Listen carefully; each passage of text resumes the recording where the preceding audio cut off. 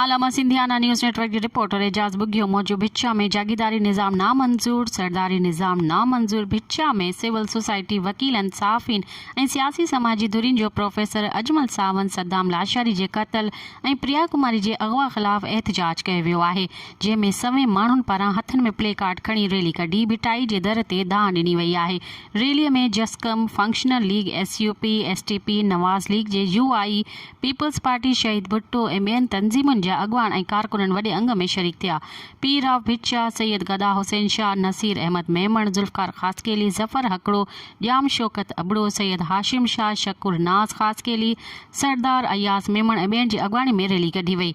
Professor Ajmal Sawant जे खून सां इंसाफ़, सद्दाम लाशारी जी कातिलनि जी गिरफ़्तारी ऐं प्रिया कुमारी जी बाज़ियाबी जो मुतालबो कयो वियो आहे। अॻवाननि सैयद गदा हुसैन शाह, ज़ुल्फ़कार ख़ासकेली, नसीर अहमद मेमण, पीरल मजीदाणो, ॼाम शौकत अबड़ो, सरदार अयास मेमण ऐं ॿियनि जो चवणु हो त सिंध में बदअमनी चोट चढ़ियल आहे।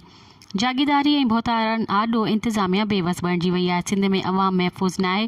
ज़ुल्म ऐं नाइंसाफ़ियुनि ख़िलाफ़ मैदान ते निकिता आहियूं। प्रोफेसर अजमल सावंत ऐं सद्दाम लाशेर जे क़त्ल ऐं प्रिया कुमारी जे अगवा ख़िलाफ़ भिटाई जे दर ते दाह ॾियणु पहुता आहियूं। सरदारी ऐं जागीदारी निज़ाम जे करे अवाम खे निशानो बणायो पियो वञे। सिंध हुकूमत अजमल सावंत ऐं सद्दाम लाशारी जे खून सां इंसाफ़ करे ऐं कातिलनि खे कानून जे गिरफ़्त में आणे ऐं प्रिया कुमारी खे फ़ौरी तौर ते बाज़ियाब कराए सिंध जी नियाणियुनि खे तहफ़ुज़ फ़राहम कयो वञे।